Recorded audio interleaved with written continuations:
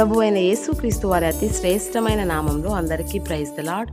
ఈరోజు దేవుని వాక్యము, దేవుని పోలిన వాడెవడునూ లేడు, ఆయన నీకు సహాయము చేయుటకు ఆకాశ వాహనుడై వచ్చును, మహోన్నతుడై మేఘవాహనుడగును. ద్వితీయోపదేశకాండం 33:26.